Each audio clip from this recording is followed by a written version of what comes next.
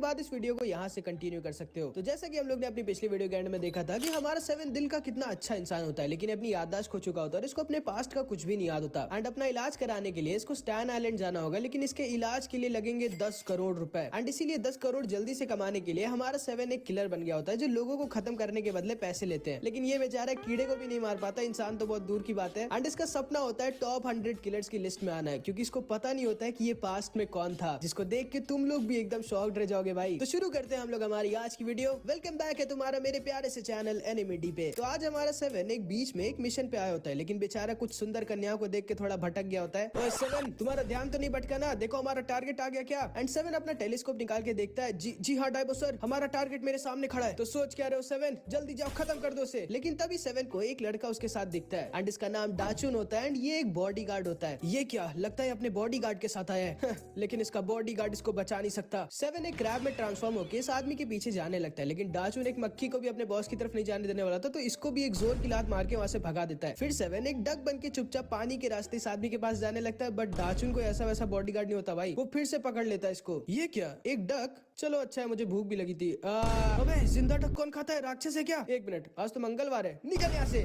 बाल बाल बच गया, थोड़ा सा पागल है ये। एंड फिर 7 तैरते तैरते इस आदमी के पास पहुंच जाता है। अब तो तू गया बेटे। ये क्या? एंड तभी अचानक से एक मछली 7 को पकड़ के अपने साथ लिए जाती है, लेकिन 7 इसको पानी के अंदर सबक सिखा के वापस से ऊपर आ जाता है, लेकिन ऊपर इसके सामने आ जाता है डाचुन।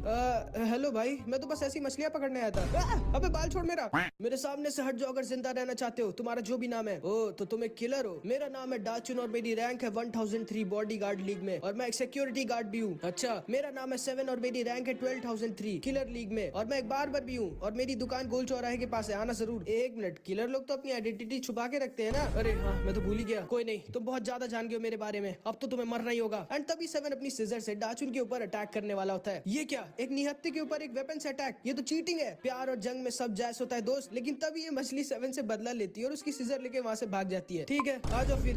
एक और उसकी सीजर लेके वहाँ से भाग जाती है। ठीक है, आ जाओ फिर। एक मिनट, तुम्हारे पास गन क्यों है भाई? ये तो चीटिंग है। तुम्ही ने तो कहा था प्यार और जंग में सब जायज होता है। तुम्हारी हिम्मत है तो मुझे बॉक्सिंग में हरा के दिखाओ। बॉक्सिंग? वो तो मेरा फेवरेट है, आ जाओ। बाल बाल बच गया, नहीं बचाऊं शायद। 7 पहला पंच डाचुन को मारता है, लेकिन डाचुन की स्पेशल एबिलिटी होती है रॉक स्किन, एंड उसकी स्किन बहुत ज्यादा हार्ड होती है, इसीलिए घूसा तो 7 मारता है, लेकिन हाथ उसका ही टूट जाता है। एंड फिर डाचुन 7 को बहुत गंदा मारने लगता है।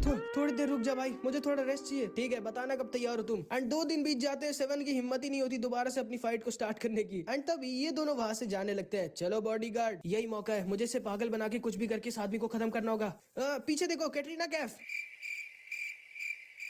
पीछे देखो, सुनाटे कहाँ? एंड जैसे ही डाचुन उल्टा घूमता है, 7 इस आदमी के ऊपर अटैक कर देता है, लेकिन डाचुन के रहते 7 इस आदमी को छू भी नहीं सकता था। एंड डाचुन 7 को पकड़ लेता है। 7 डे गोल्ड लॉक। अबे छोड़ मुझे, अब ये लॉक 7 दिनों तक नहीं खुलने वाला।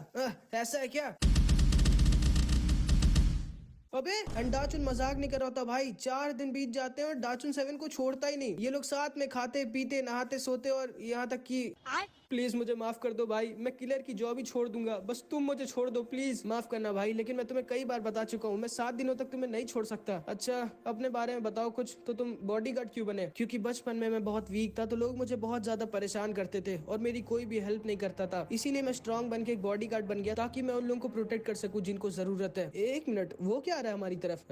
ये तो एक मिसाइल लग रही है। एंड सच में उनके शहर की तरफ एक बहुत ही खतरनाक मिसाइल आ रही होती है। भागो! लेकिन तभी डाचुन अपने सामने खड़े ढेर सारे लोगों को देख लेता है, एंड इसका तो एम ही होता है लोगों की हेल्प करना, एंड इसीलिए डाचुन को अपने 7 डे लॉक को बीच में ही छोड़ना पड़ता है। एंड वो उस मिसाइल के सामने जाके खड़ा हो जाता है और उस मिसाइल को अपने ऊपर लेके वहाँ के सारे लोगों को बचा लेता है, लेकिन खुद नहीं बच पाता। 7 को यकीन नहीं होता कि आखिर डाचुन ने उन लोगों की हेल्प क्यों की जिन्हें वो जानता तक नहीं था। एंड तभी उसके सामने पानी के अंदर से एक स्पेसशिप निकलती है, जो कि स्टैन आइलैंड की होती है, जहाँ पे हमारा 7 जाना चाहता है अपना इलाज करवाने। एंड स्पेसशिप के अंदर से निकलता है स्टैन आइलैंड का प्रिंस, एंड वो 7 के पास आके बोलता है, तो तुम हो क्या जिसने मेरी मिसाइल रोकी? हमारे आइलैंड पे क्यों अटैक किया तुमने? एंड तभी प्रिंस अपनी मशीन से 7 के बारे में चेक करता है और देख के डर जाता है। ये क्या? तुम तो। एंड वो तुरंत ही 7 के ऊपर अटैक कर देता है। 7 किसी तरह उसके अटैक को डॉज करके प्रिंस के ऊपर अपनी सीजर से अटैक करता है, बट ये एक बार में अपनी तलवार से उसकी सीजर के टुकड़े टुकड़े कर देता है और 7 के ऊपर अपनी स्वॉर्ड से अटैक कर देता है, जैसे 7 रोक नहीं सकता था। बट तभी फेस को वहाँ से लेके भाग के निकल जाता है। इससे पहले कि ये वापस आए, मुझे अपना काम पूरा करना होगा। एंड ये आइलैंड के बीचों बीच जाके अपनी मशीन से खुदाई करने लगता है। उसके बाद एक स्पीकर लगा के आइलैंड के सारे लोगों लोगों से बोलता है, ध्यान से सुनिए सारे के सारे टापू वासियों, आपके टापू के बीचों बीच एक ऐसा ओर है जो मैं यहाँ लेने आया हूँ, और मैं जैसे ही उस ओर को निकाल लूंगा ये आइलैंड पूरी तरह से तबाह हो जाएगा। तो या तो इस टापू को छोड़ के आप सब अभी के अभी भाग जाइए या फिर मरने के लिए तैयार हो जाइए। एंड इधर हम डाचुन को देखते हैं जो डूब के मरने वाला होता है,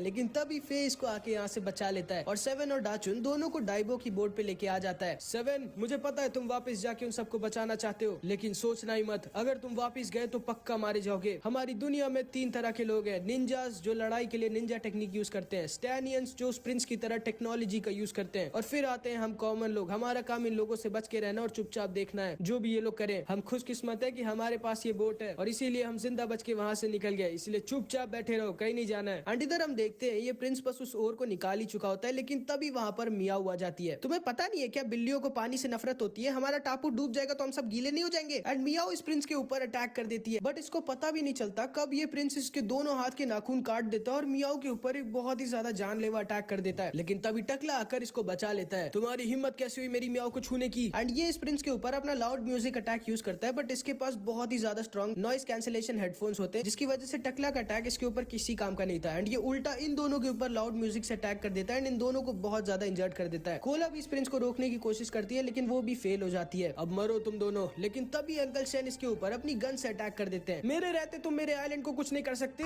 लेकिन तभी ये उल्टा अंकल शेन को गोली मार देता है और वो वहीं पर खत्म हो जाते हैं और वो टापू बस तबाह होने वाला होता है। हाँ तो कहा था मैं, हाँ तो तुम दोनों तैयार हो जाओ मरने के लिए। तुम्हारी हिम्मत कैसी हुई मेरी टापू की ये हालत करने की? एंड तभी इस प्रिंस के ऊपर इस आइलैंड की मेयर अटैक कर देती है। एंड ये भी कोई ऐसी वैसी औरत नहीं होती भाई, ये भी काफी स्ट्रांग होती है। प्रिंस इस मेयर के ऊपर अपनी पावर कैनन का यूज करता है, बट ये इसके अटैक को किसी तरह पकड़ लेती है और उल्टा इसके शिप की तरफ फेंक देती है और इसकी शिप को तबाह कर देती है, जिससे इसका आइलैंड तो बच जाता है। भले ही मैं उस कोर को अब नहीं निकाल पाऊंगा, लेकिन इस चीज के लिए मैं तुम्हें जान से जरूर मारूंगा। एंड प्रिंस इस मेयर के ऊपर एक ट्रैकिंग मिसाइल से अटैक कर देता है, जो तब तक नहीं फूटेगा जब तक वो इस मेयर को खत्म ना कर दे। एक ट्रैकिंग मिसाइल, कोई बात नहीं, अगर मुझे मरना ही है तो मैं तुम्हें अपने साथ लेके मरूंगी, बेवकूफ हो तुम। एंड तभी ये अपने आसपास एक बहुत ही स्ट्रॉन्ग शील्ड बना लेता है, जिससे अब ये मिसाइल इसका कुछ भी नहीं बिगाड़ सकती थी। अब मैं कुछ भी नहीं कर सकती, माफ करना मुझे मेरे प्यारे टापू वासियों, लेकिन मैं अपनी आखिरी सांस तक लड़ी। एंड वो मिसाइल इसके ऊपर फट जाती है। मुझे जल्दी से जाके उस शिप को रिपेयर कराना होगा ताकि मैं जल्दी से इस कोर को निकाल सकूं। लेकिन तभी अचानक से एक तलवार आती है और इस प्रिंस का एक हाथ काट देती है। ये क्या? एंड ये तलवार किसी और की नहीं बल्कि हमारे सेवन की होती है, जिसने इस मेयर को भी बचा लिया होता है। आप ठीक तो ना मेयर जी? चिंता मत करिए, इस आदमी को मैं संभाल लूंगा, आप बस मेरा इस महीने का किराया माफ कर देना। एंड फिर सेवन और ये तैयार हो जाते हैं एक दूसरे से लड़ने के लिए थोड़ी देर पहले। समझ गए ना सेवन? इसीलिए तुम वापस नहीं जा सकते। मुझे भी दुख है उन सारे टापू वासियों के लिए, लेकिन खुशी मनाओ कि हम लोग जिंदा हैं। लेकिन तभी डाचुन होश में आ जाता है और अपनी बच्ची कुछ जान लगा के सेवन से बोलता है, सेवन